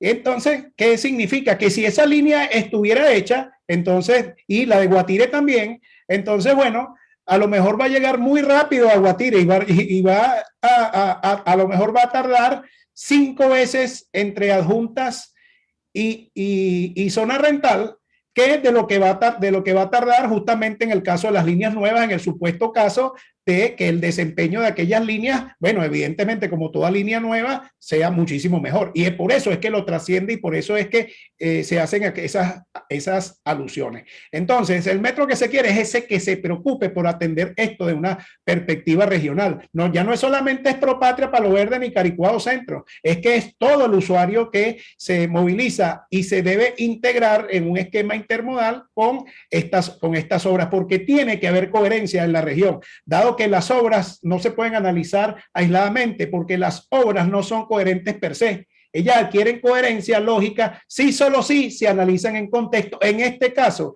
en un contexto regional, y el caso de Caracas, hablando del área metropolitana, en el cual hay que estudiar permanente el movimiento, la dinámica, hacia dónde van, hacia dónde se mueven los centros atractores y los centros generadores, teniendo en cuenta siempre presentes los 3 factores. Primero, el área por cubrir a los efectos de atender la dimensión geográfica, después la población a los efectos de atender la dimensión demográfica, y después toda esta movilidad que tiene que ver con la dinámica y el crecimiento tiene que responder a la relación población-empleo, al desarrollo, al crecimiento e incluso a los desequilibrios, independientemente de que se tengan en cuenta para intentar corregirlos o no, pero el asunto es que se tienen que conocer, porque hay que estar estudiando esto permanentemente. Entonces, esto que queremos es uno que esté orientado o que oriente su misión al usuario. Y no es que sí, se preocupa por el usuario, claro, pero es que se preocupe por el usuario, pero es que ¿qué es lo que necesita el usuario? Llegar rápido, llegar seguro, llegar puntual y que tenga un servicio regular con la frecuencia deseada, que sea una baja frecuencia. El intervalo debe ser como lo define un metro. En todo caso, lo que se pretende del metro que se quiere es que en el futuro, evidentemente, las líneas crezcan, porque las obras se tienen que reactivar, culminar y sumarse para atender a mayor ciudadanía, que la cantidad de estaciones igualmente crezca, que la velocidad comercial, por supuesto, sea mayor a 33.3 en el caso de línea 1, a 43, a 46 en el caso de línea 2 y a 36 en el caso de línea 3. Que la duración de la vuelta, solamente tomando el ejemplo de línea 1, sea muchísimo menor que 75 minutos. Evidentemente que la flota de trenes, no contar flota de trenes, los inmovilizados regulares, los inmovilizados permanentes, los inmovilizados dentro de un ratico. No, la flota tiene que crecer, pero ¿cuál flota? La que está disponible para la operación, porque no nos importa tener una flota de 124 trenes, de las cuales el 20% está operativo, porque es imposible poder responder a eso. Y evidentemente la cantidad de vagones por tren dependerá de la demanda y los efectos de las nuevas líneas. Sí, en este momento se tiene la línea 3, dada la longitud de las estaciones, es de 6 vagones por tren, y en el resto de las líneas de 7. Inclusive para el caso de Los Teques, que nació en el caso de la estación Ali Primera con 6 vagones, hoy por hoy es una línea que está configurada para 7 vagones. Ahora bien, en este que queremos es que se supone que necesitamos ahorita atender otra realidad, porque ya de la borrachera petrolera lo que queda es la resaca. Estas cosas ya no hay. Y esto es parte por lo cual no hay soluciones a corto plazo, como se decía en un principio. ¿Por qué? Porque no hay plata para poder soportar una solución en Cayapa y resolver todos los problemas que se tienen actualmente. Así pues, que ese metro que se quiere es el que tiene que hacer un balance entre necesidad y recursos. ¿Por qué? Porque la necesidad es infinita y los recursos son escasos, con el permiso de Sisto y su tema económico.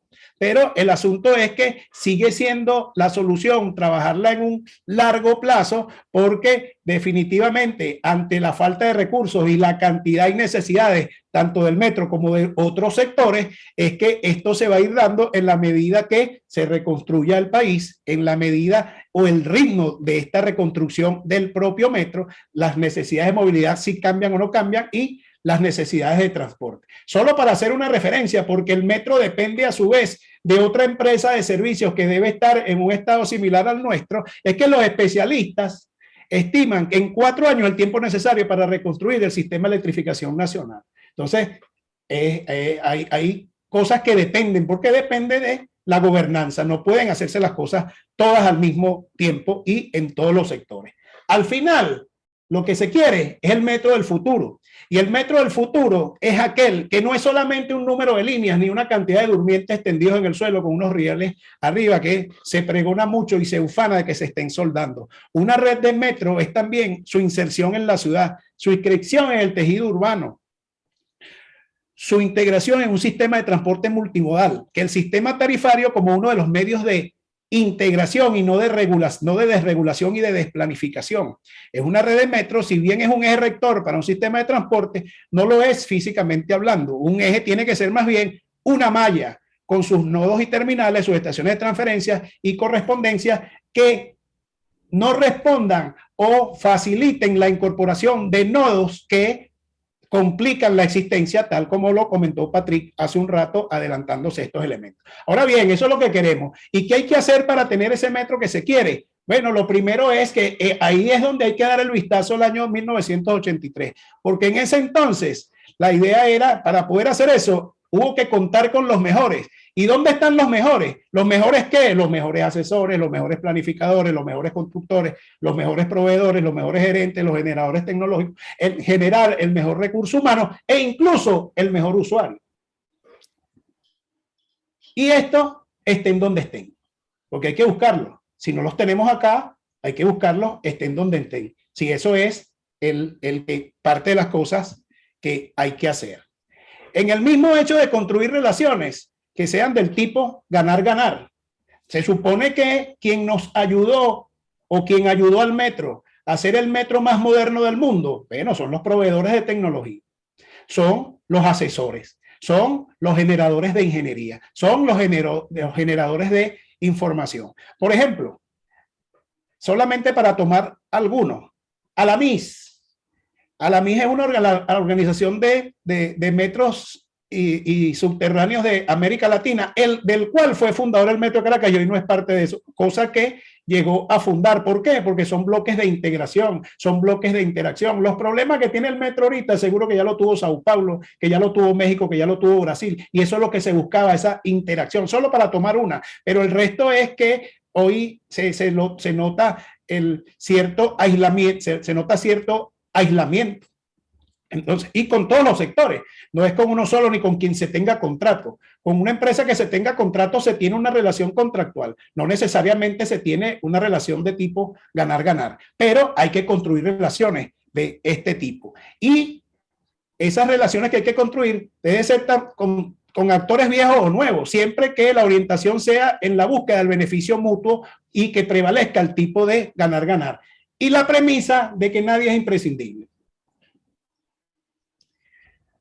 ¿Qué hay que hacer entonces para el metro que queremos? Comienza entonces a dilucidarse la respuesta.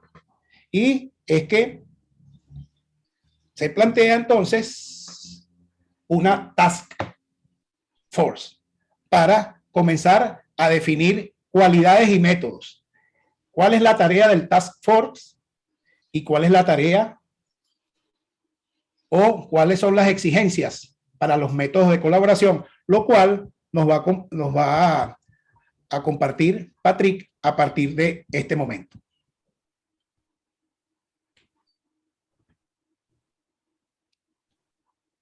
Patrick. Eso estoy. Ok.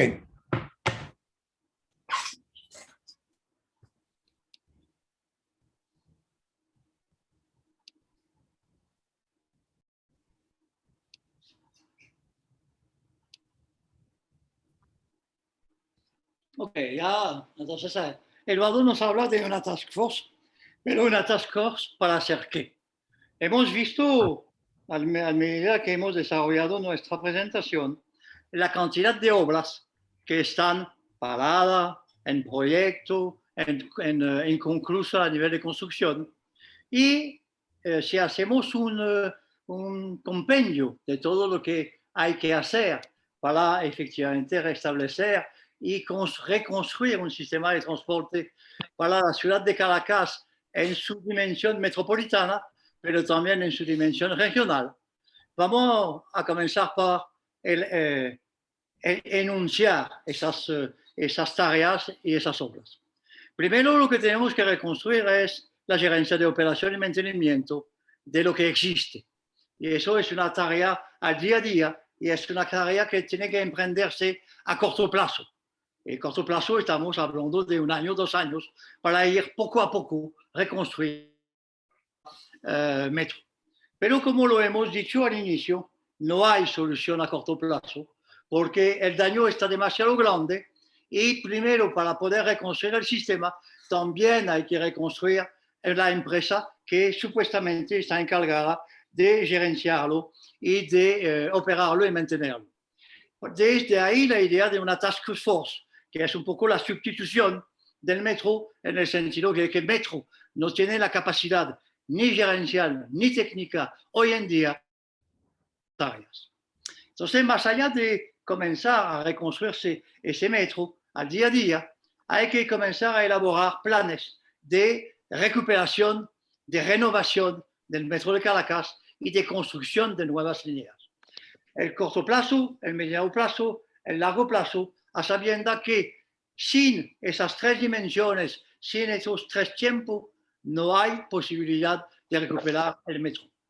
Por ejemplo, sobre el mediano plazo, estamos pensando que es necesario implantar sistemas BRT o BAOS en ejes viales como Chile, la Panamericana, Caracas-La Guaira, y también entre Caraicó, Terminal de Oriente y Catia y Petare. ¿Por qué estamos hablando del sistema BRT o BAOS? Primero porque hacer líneas de metro toma tiempo y la demanda de viaje va a aparecer de nuevo al ritmo de la reconstrucción del país, al ritmo de la recuperación económica y habrá que hacer frente a la demanda de los caraqueños y de los ciudadanos de las ciudades satélites. Segundo, hay que reconstruir las líneas existentes y regresar a una calidad de servicio tal como la teníamos en los años 2000. Hay que repotenciar una gran cantidad de trenes, por lo menos 40 trenes de los 100 que están inmovilizados en los patios de las adjuntas y de Propatria. También hay que elaborar y desarrollar programas de integración, de renovación y de modernización de las estaciones y de los sistemas integrales de las líneas 1, 2 y 3. Hay que concluir la rehabilitación del sistema integral de línea 1. Pero al mismo tiempo hay que concluir la construcción del tramo 1 de la línea 5. Hay que emprender la construcción del tramo El Valle-San José de la línea 3. Hay que reformular el tramo 2 de la línea 5, no como línea 5, sino como parte de la futura línea 6, que está previsto unir los Magallanes con la Urbina. De la misma manera, sin descartarlo, pero tomando el tiempo, repartiéndolo en el tiempo, hay que trabajar sobre la conclusión de la línea 2 de los Teques, la conclusión de la Caracas-Guarenas-Guachile y la construcción de una línea entre Caracas y La Guaira. Por lo tanto, una vez que hemos definido esas macroactividades, esos macroproyectos, hay que repartirlo en el tiempo. Y pensamos que en un horizonte no menor a 2050 de concluir todas esas obras. Pero eso va a depender de la recuperación económica, política y social del país y del crecimiento económico al cual vamos a asistir. Una vez que hemos hecho todo eso, vamos a entrar a abrir algunas cajas negras que hemos señalado. Una de las primeras es la rehabilitación de la línea 1. Primero, no está terminada, nunca se terminó, no se terminó la rehabilitación de la vía Felea. Se hizo 3 estaciones, la repotentización, no se terminó la instalación del control de trenes, no se terminó de instalar los talleres para el mantenimiento de los trenes de la CAF. Y hoy en día, de los 48 trenes que entregó la CAF en estado de funcionamiento, deben quedar alrededor de 12 que están en estado de funcionamiento.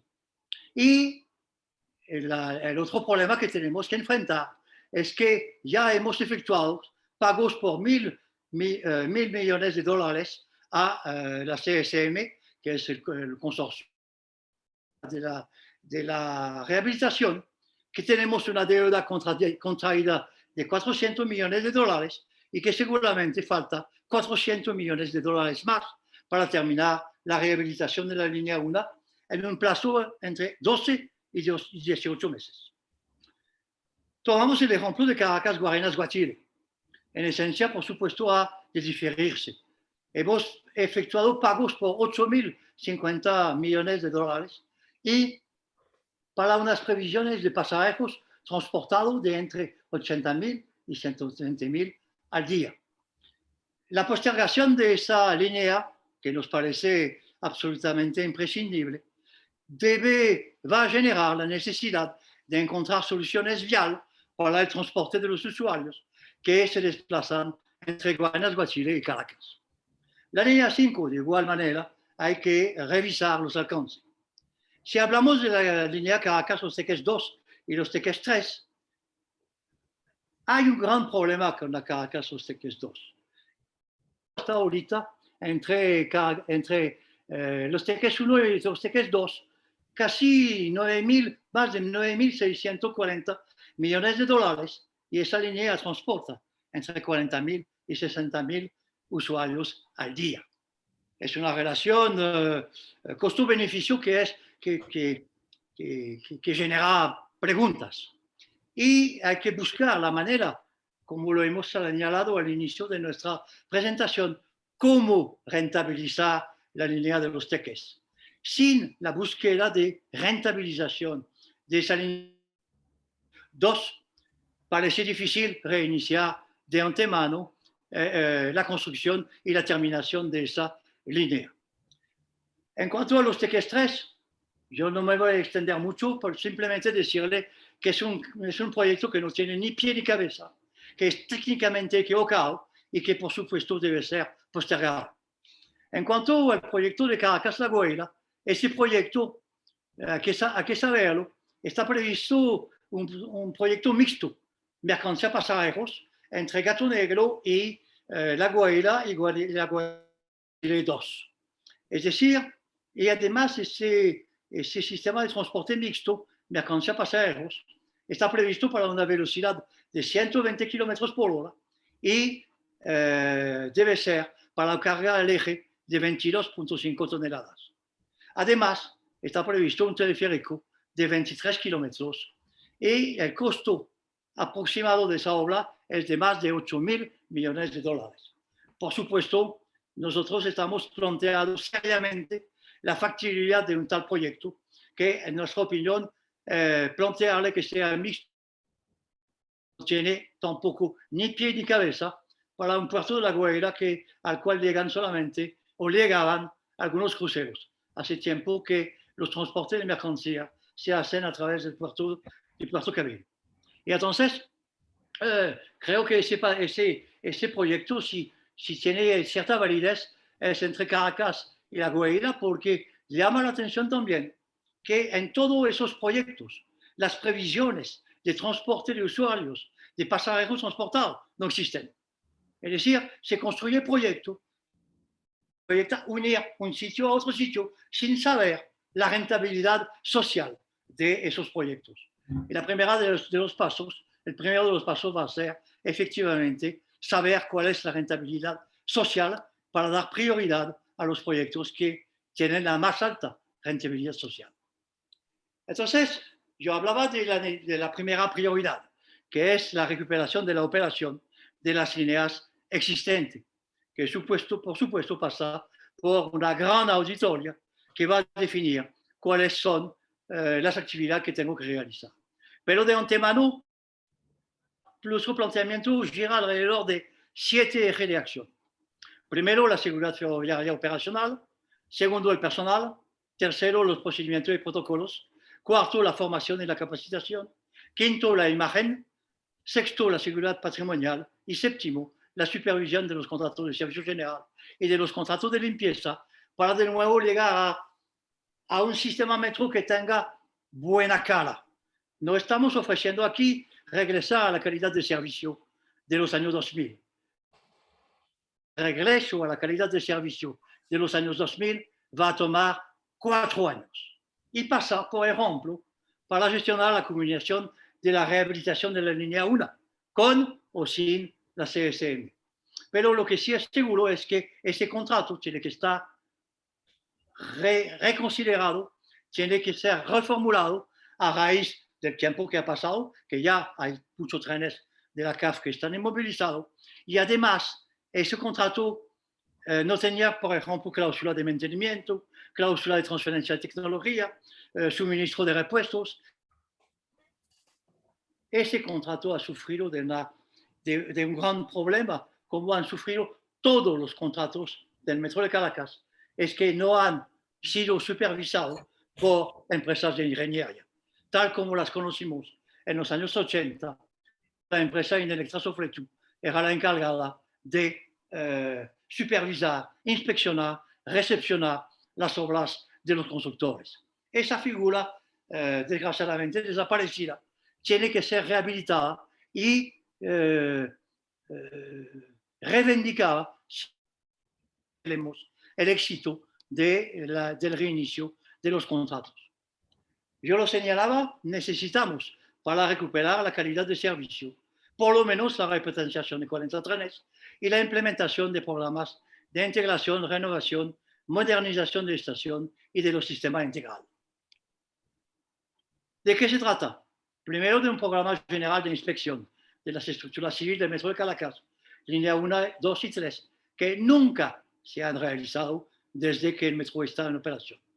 Concluir la rehabilitación de la línea 1, renovar y modernizar la línea 2 y 3, sistema integral que incluye vía férrea, material rodante, control de trenes, electrificación, la rehabilitación de todas las instalaciones del metro y la adquisición y reparación, actualización y adecuación de todos los equipos de soporte, el mantenimiento.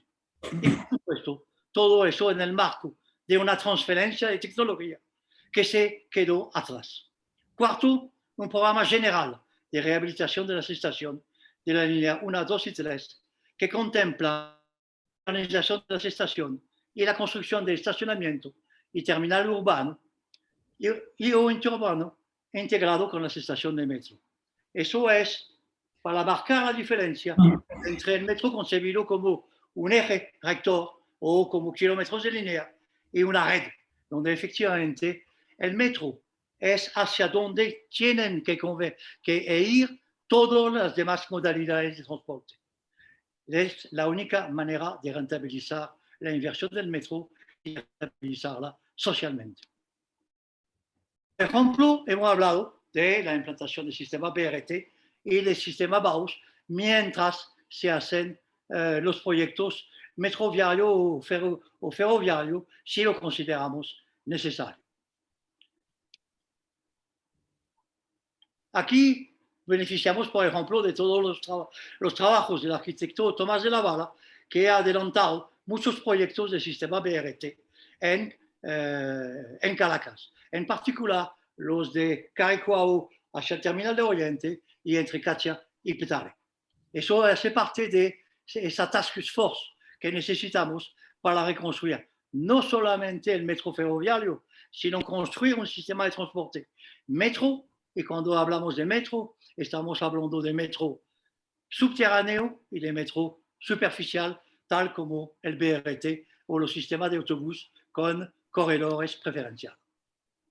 Esa propuesta que nosotros estamos haciendo, la estimamos a más de 26.000 millones de dólares repartidos sobre 25 años.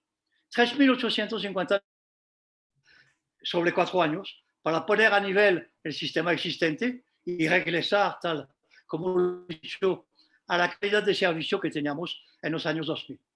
La construcción de las líneas 3, 5 y 6 del metro de Caracas intramuros, y queremos insistir en eso, no hay solución a nivel de transporte, a nivel regional, sin la solución del transporte a nivel intramuros, en Caracas intramuros.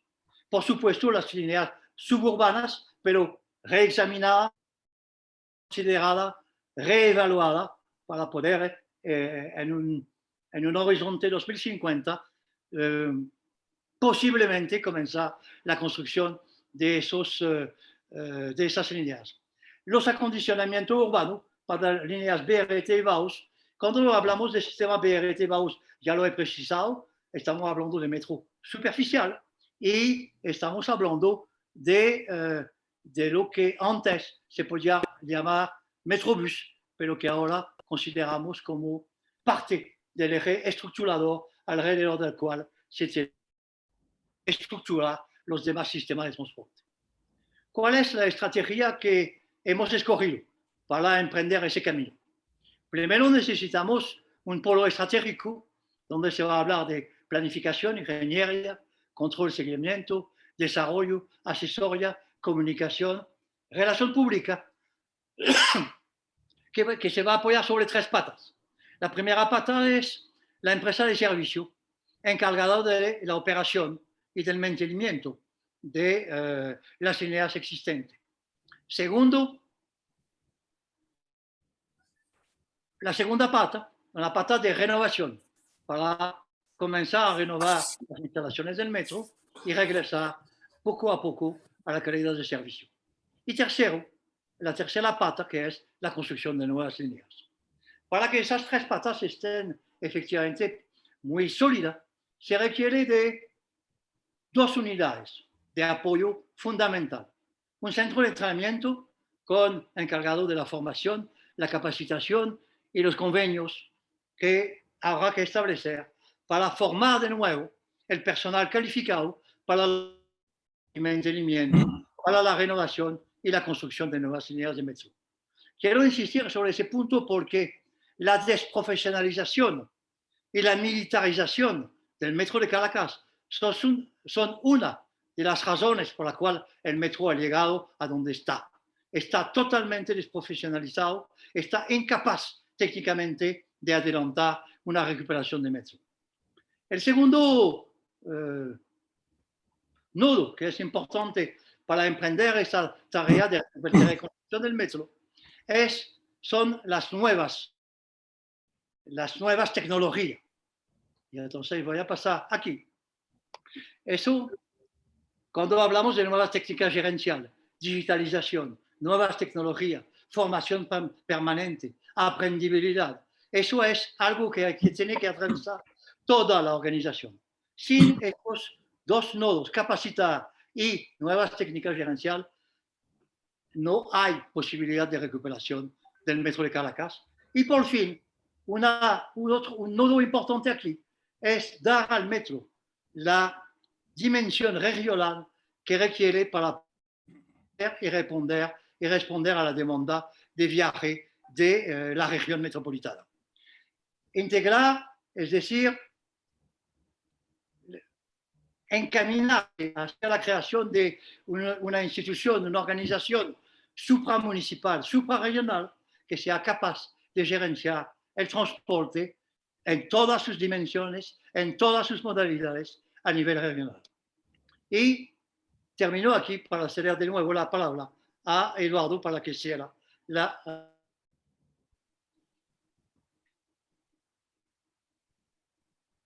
Eduardo.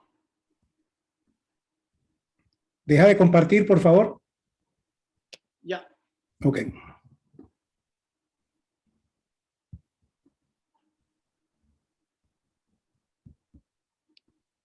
Gracias, Patrick.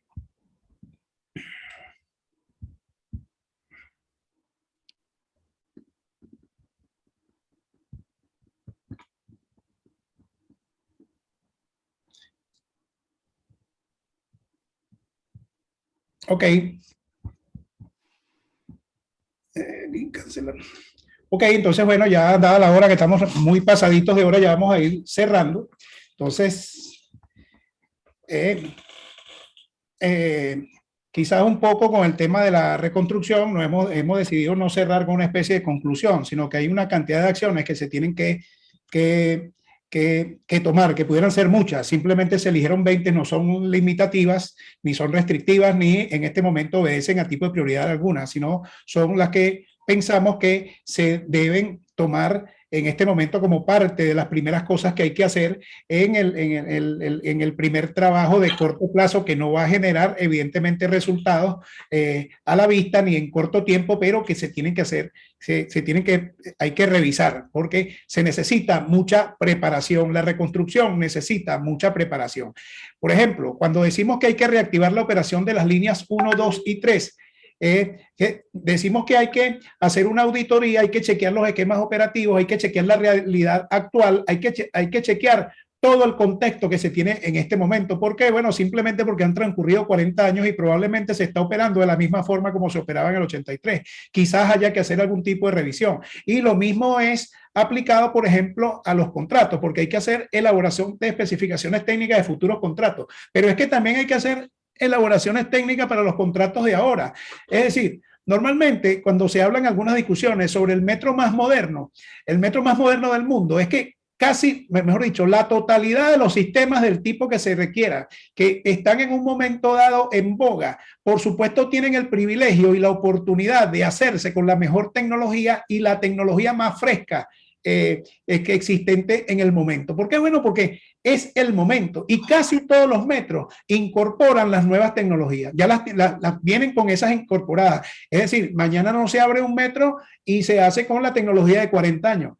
Quiere decir esto, que por ejemplo, en el caso de Metro, que en los 7 contratos que hablamos hace rato cuando hablamos de magnitud, esos contratos que se firmaron en el año 2006 para hacer línea 2, línea 3 de Los Teques, la línea 5 hasta Miranda, de Miranda hasta la Urbina como el tramo urbano, el Guarenas-Guatire, la misma rehabilitación de la línea, se supone que comprendía o constituía una incorporación en sus alcances técnicos de la mejor tecnología para el momento. ¿Y de qué estamos hablando? De 16 años atrás. Y hoy en día tiene 12 años de atraso esa implantación, porque tienen 12 años de atraso las obras. Eso significa, o es el por qué la reactivación de obras no es automática. ¿Por qué? Bueno, porque hay que hacer las adaptaciones del caso. Ya aprovecho para comentar una pregunta que hizo Benito, que una observación, el caso de la rehabilitación, efectivamente, la rehabilitación en este momento, cuando uno dice que se tiene que culminar, sobre todo la parte más impactante, por llamarlo de alguna manera, y que contemplaba las grandes dudas en el caso de cambiar el esquema de control de trenes, de pasar del PA 135 a lo más moderno que hay, que es el CBT6, y que nunca se logró, o sea, que no se implantó. El hecho es que es posible que hoy se encuentren inmersos en todos esos sistemas que forman parte de ese contrato, que ya no hay tal modernidad porque hay avance. Entonces mal podemos darle al botón y reactivar una cosa que ya de por sí está obsoleta. No van a ser obsoletas. En consecuencia hay que hacer esas preparaciones, con lo cual no es automática y toma tiempo. Y de allí es que se parte del hecho de que no hay solución en el corto plazo. Realmente no me voy a poner a leer todas estas 20 cosas, sobre todo porque a lo mejor no coincidimos en algunas y coincidimos en otras, pero lo más importante es que pueden haber 100 y podemos llegar hasta la N. A final de cuentas, el tema del trabajo que se pretende una vez que está listo es encerrar en estos 25 años en los cuales se pretende concluir con este tema de la planificación que mencionaba Patrick, que va al ritmo de la reconstrucción del país, al ritmo del crecimiento económico, porque son 25 años, pero si la situación mejora económicamente y se pueden satisfacer algunas necesidades, bien en el caso de Metro, bien de lo eléctrico, bien de las telecomunicaciones, bien del agua, bien de salud, bien de educación, perfecto, todo va a depender de eso. Lo que sí es que si las cosas van a este ritmo, esto es lo que se propone, esto es la cantidad de dinero que se propone, y lo que se quiere recalcar es que no es un proceso que tiene fast track, necesita trabajo, necesita contar con los mejores, y muchos de los mejores están aquí presentes con nosotros. Algunas recomendaciones.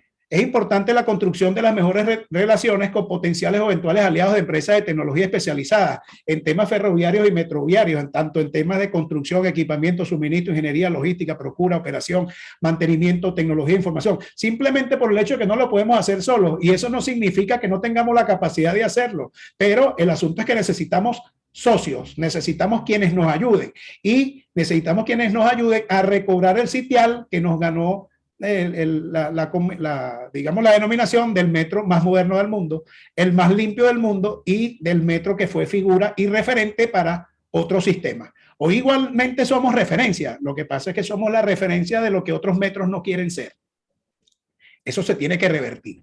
Se requiere trabajar el estamento jurídico para incorporar a menudo opciones la posibilidad de creaciones de otro tipo de asociaciones, por cuanto si no hay, si tenemos problemas de financiamiento, hay problemas de crecimiento y problemas de ingreso, etcétera, se necesitan buscar otros mecanismos alternos que permitan la incorporación de capitales provenientes de fuentes no convencionales o fuentes no tradicionales, creación de empresas mixtas, creación de asesorías externas, plantear la modificación o una creación de ley de concesiones. Hay que hacer nuevos esquemas de participación.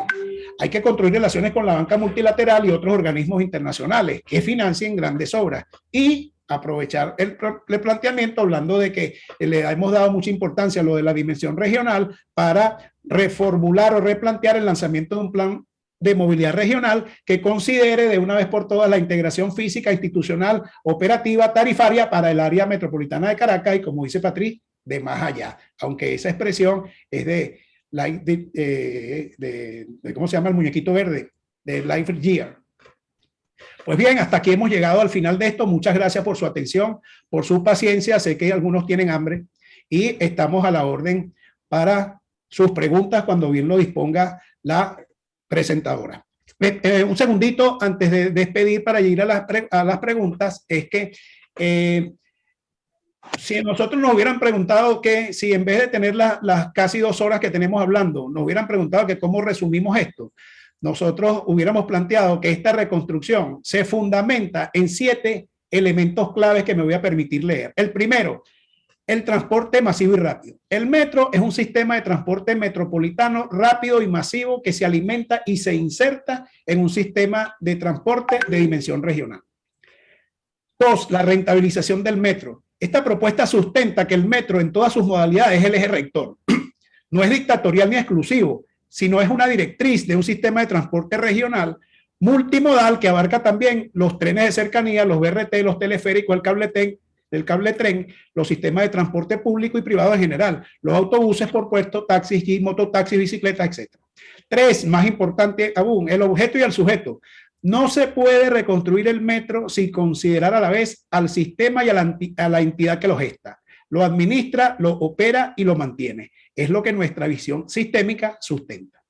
Nos da pie para hablar de la visión sistémica. El metro es un sistema integral que, más allá del componente ferroviario conformado por varios y múltiples subsistemas, deben ser considerados todos, más allá de las consideraciones meramente económicas y mercantiles, en su particularidad técnica y al mismo tiempo en su interacción los unos con nosotros, los unos con los otros.